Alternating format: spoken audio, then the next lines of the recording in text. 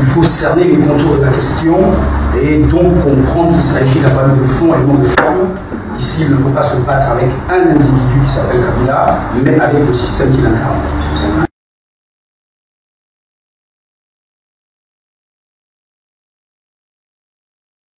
Grosso modo, voilà ce qu'est ostracisme, se battre, dénoncer un système féodal en 3 ordres.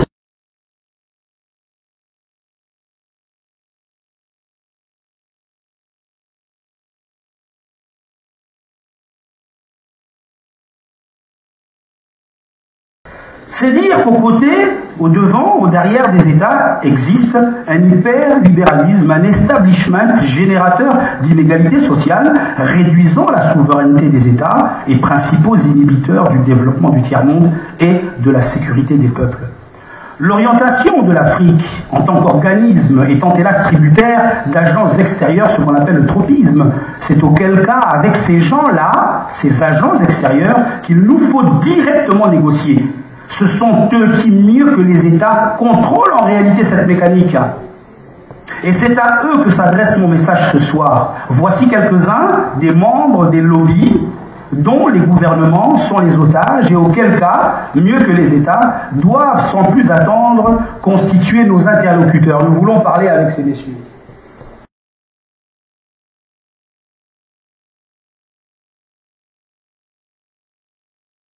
À la Sorbonne, il y a 2 ans, je vous tenais déjà le même discours. Mais qui m'écoutait à l'époque? Je vous présente ces commanditaires de violences faites aux femmes, s'il vous plaît, dépassionnons. Et écoutez-moi, je vous en prie.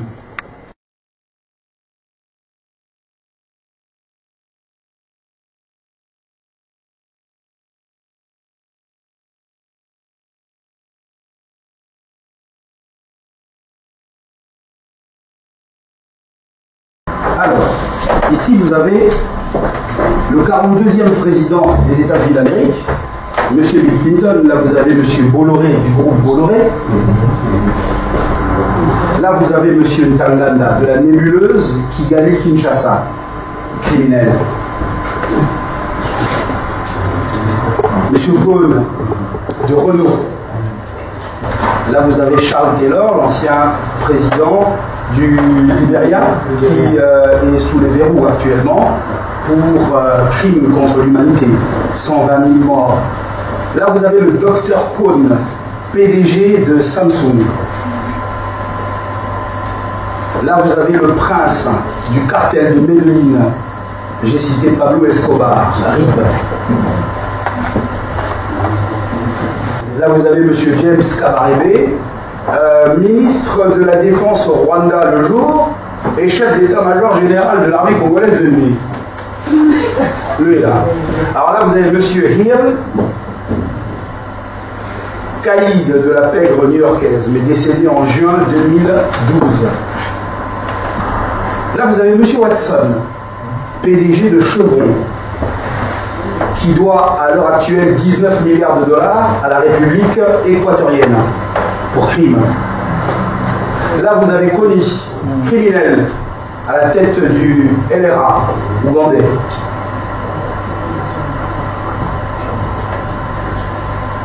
Ah, Joseph Kabila, président en exercice de la République démocratique du Congo. Criminel. Monsieur Kazuo, PDG de Sony. Lakshmi Mittal, d'ArcelorMittal.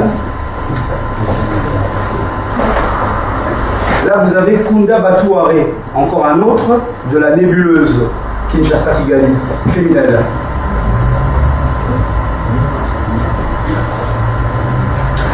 Gallois, EADS, encore un du SBF, Société des Bourses Françaises. Courcelles, Areva. Là, vous avez un phénomène. Monsieur Kagame, président en exercice du Rwanda, un phénomène. Criminel, évidemment. Salvatore Lo Piccolo, capo di tutti i capi, parlant de la pègre italienne. Hein? Salvatore Lo Piccolo. Dassault de Dassault. Là, vous avez M. Cook de Apple, Tim Cook. Ah, là, vous avez M. Booth. Vous voyez, là, il est derrière les barreaux. Et bien, tous, là, ils devraient être là, derrière les barreaux comme lui. Là. Ça, c'est M. Booth, le plus célèbre trafiquant d'armes au monde. Hein? Je vous présente ces commanditaires de violences faites aux femmes, à côté de qui notre DSK est un enfant de cœur.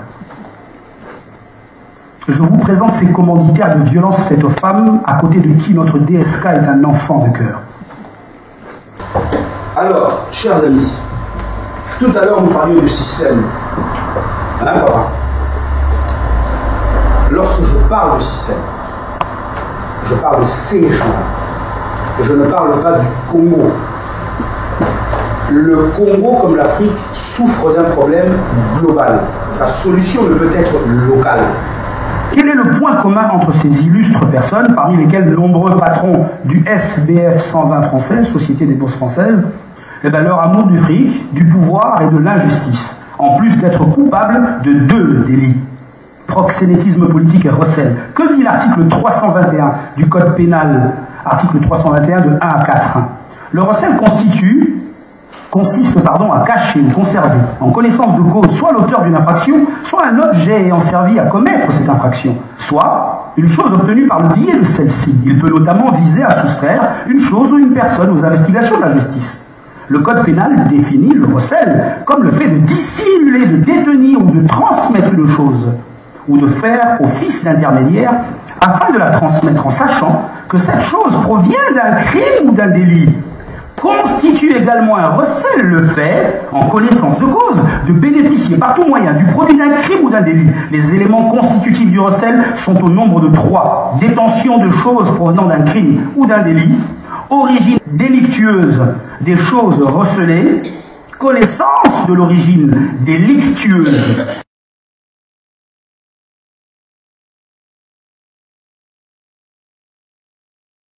Ce qui distingue ces belles gens se situe dans la place qu'ils occupent dans la hiérarchie du forfait, comme leur proximité avec la scène du crime. Voilà des clients pour Fatou Bensouda à la CPI. D'où la nécessité du cloisonnement de l'information, dite classifiée, les secrets d'État. Voilà pourquoi les États ont pensé l'assignation de données par classification et niveau d'habilitation. Prendre conscience qu'un endoctrinement au plus haut niveau des États a été organisé pour limiter l'accès des peuples à l'information est en soi un très grand pas vers la désaliénation. C'est alors qu'avec du recul, nous cernerons les contours du dit environnement autrement qu'à travers un prisme stéréotypé réglé pour nous maintenir sous contrôle. Ce sont des informations hypersensibles à diffusion sélective et cloisonnée dont l'accès réglementé est strictement réduit à un petit groupe.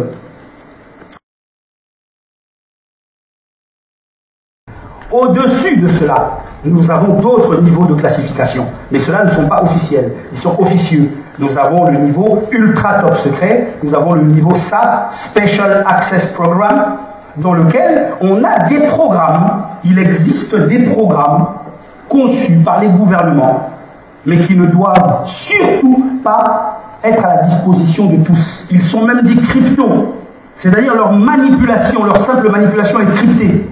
Et même les détenteurs de ces secrets-là n'ont pas accès à ces dossiers. Ça concerne le restricted data, le nucléaire, l'armement, des informations de nature à compromettre d'autres chefs d'État, des membres de son propre gouvernement. Tout ça se trouve là-dedans.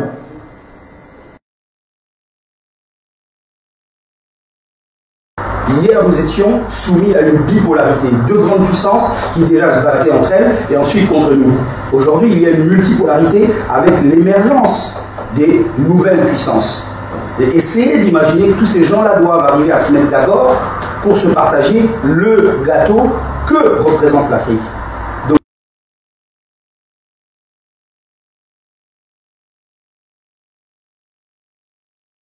alors dites-moi, ces belles gens-là,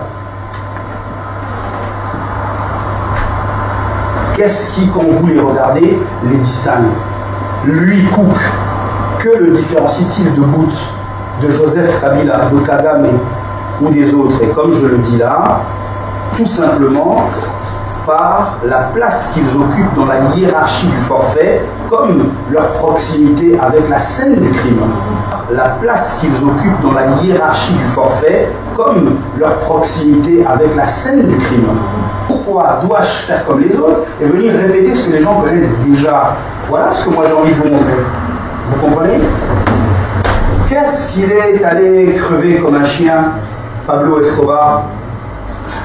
Mais aujourd'hui, le statut qui est le sien est exactement le même que ces messieurs à col blanc.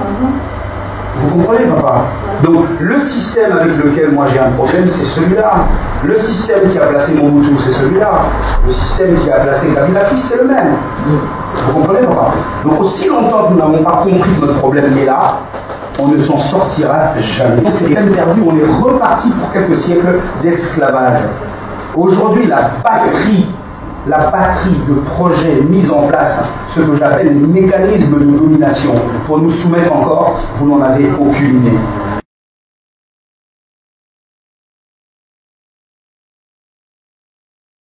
Moi, je n'ai pas le temps de combattre un Kabila.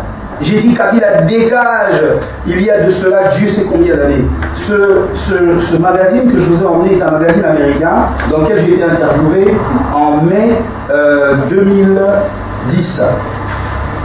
Dans ce magazine, je parle de monsieur Joseph Kabila comme étant Kanambe.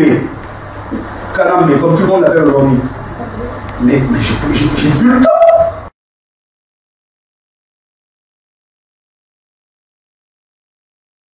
Vous comprenez? Et dans la chaîne du système, ce sont de tout petits maillons comme ça. Kabila et tous ses amis au pouvoir à Kinshasa. Vous vous rendez compte? Kabila est infusible. C'est la partie visible d'un iceberg, c'est le bonsaï, le petit arbre qui cache la grosse forêt. Il faut s'attaquer à la forêt. En même temps que Kabila, il faut s'attaquer à la forêt. Mais ne pas perdre de temps avec Kabila. Le mouvement que je veux créer, c'est celui-là. Pour dire système. Parlons au système. Le mouvement que je veux créer, c'est celui-là. Pour dire système. Parlons au système.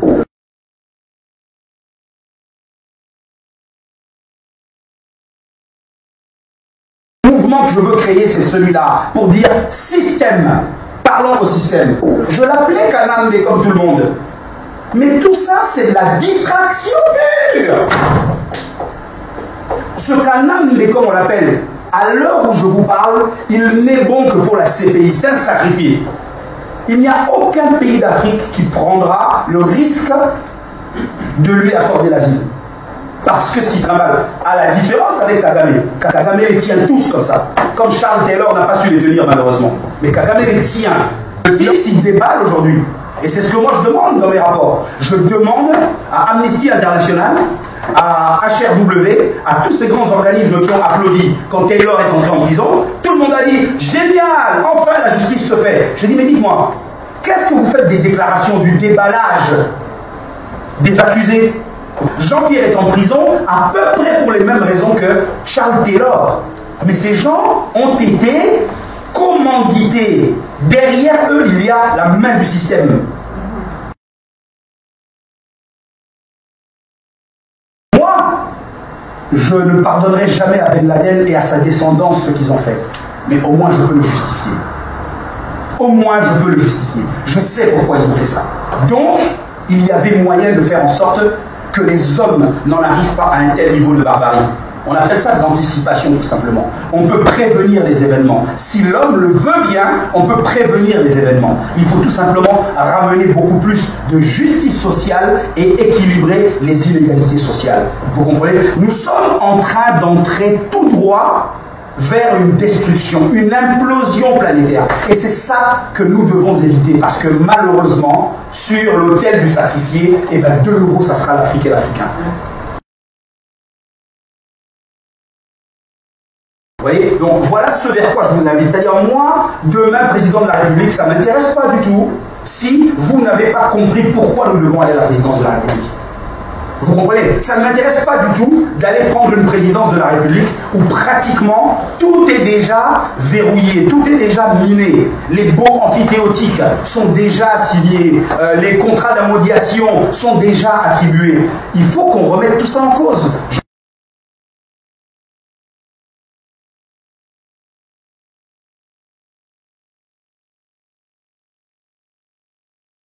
Joseph Kabila est arrivé, il a trouvé les contrats signés par ses prédécesseurs.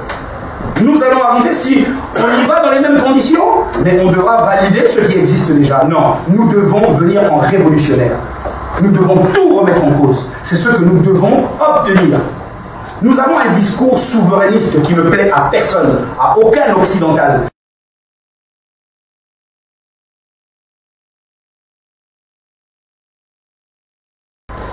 Tout le monde aujourd'hui veut se donner en spectacle. Tout le monde aujourd'hui veut crier plus que l'autre dans la rue pour dire moi je suis leader. Mais c'est pas ça être un leader. Un leader, c'est avoir la capacité aujourd'hui d'écrire un nouveau courant. Un courant que tu écris sur base d'une vision. Une vision que tu construis sur base de paramètres précis. Il ne faut pas distraire les gens.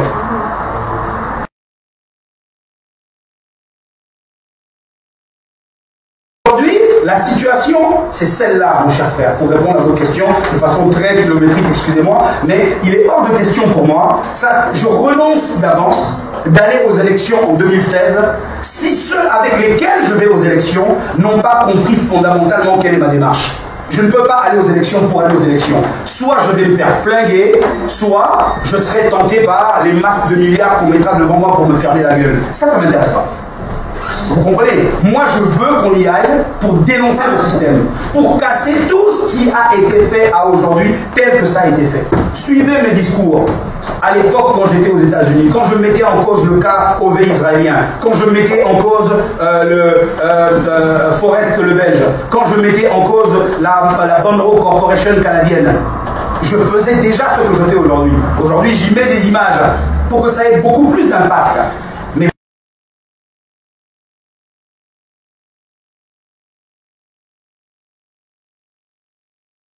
Vous comprenez? Nous devons faire très attention demain aux engagements que nous allons prendre, car ces engagements vont être déterminants par rapport à l'avenir de notre continent.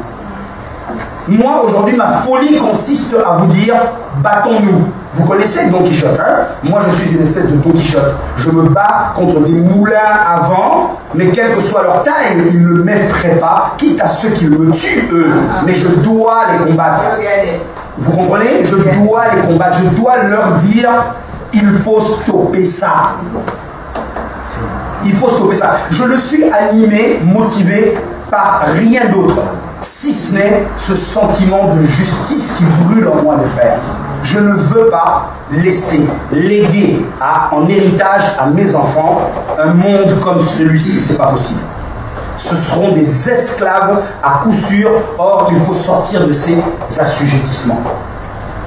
Voilà.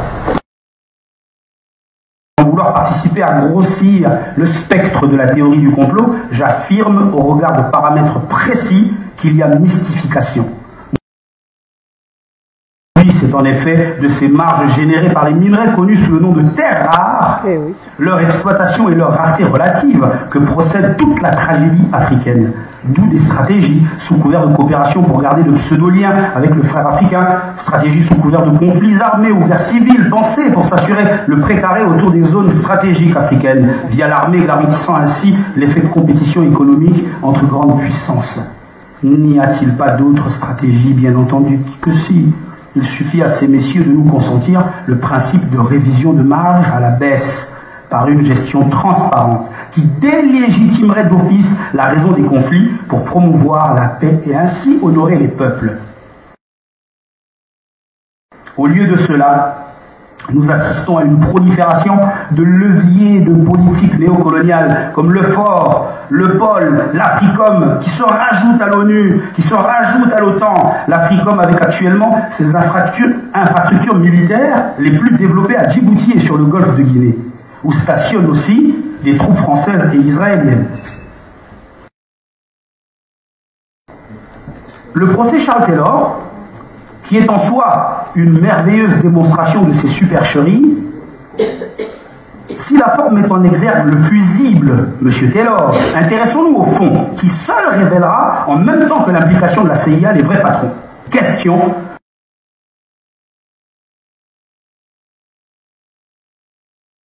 Combien de multinationales, grandes ou petites, ont définitivement quitté l'Afrique en boycott au mode opératoire de ces conflits endémiques? Qui?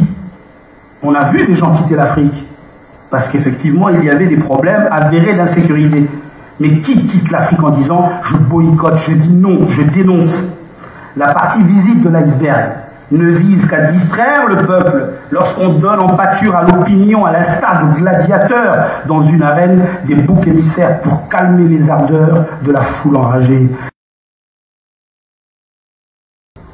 Que n'avons-nous l'air cons, Congolais, Africains? Oui, on a l'air bien con d'imaginer du viol au Congo qu'il revêt un caractère exclusif, requérant toutes les attentions, alors que ça glace à peine dans l'ombre ces marionnettistes.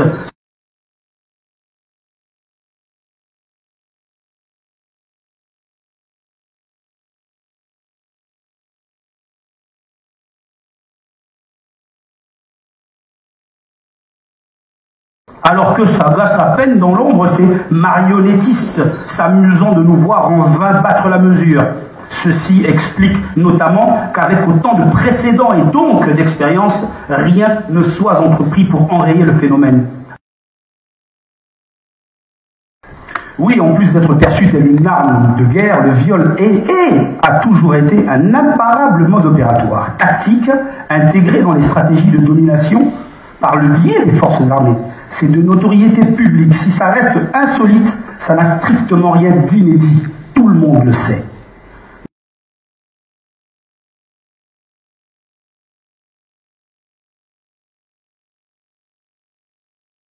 Nous savons auquel cas que la méthode est validée et commanditée depuis l'Occident, nous l'avons vu. D'où mon intérêt pour l'affaire Charles Taylor, dont j'ai en 2011 attendu impatiemment le verdict. Loin de moi l'idée de faire l'apologie d'un criminel. Ce monsieur n'a que ce qu'il mérite. Il a été déclaré coupable par le TPI de la Haye de crimes de guerre et de crimes contre l'humanité, causant la mort de près de 120 000 personnes lors de la guerre civile qui a déchiré la Sierra Leone entre 1991 et 2001. Parfait. Parfait, oui, mais encore. Le procès s'est terminé en mars 2011. Des pays occidentaux et de nombreuses organisations internationales ont salué la décision. Mais encore, pour ma part, c'est sur les commanditaires de Taylor que je tire à boulet rouge.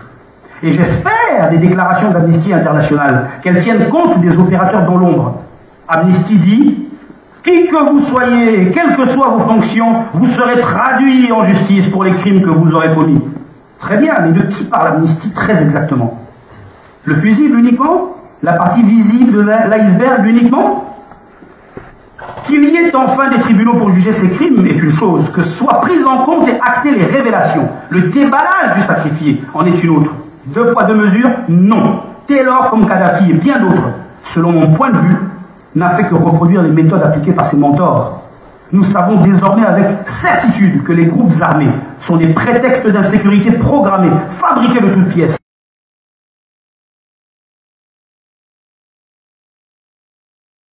Je me sacrifie, tu te sacrifies.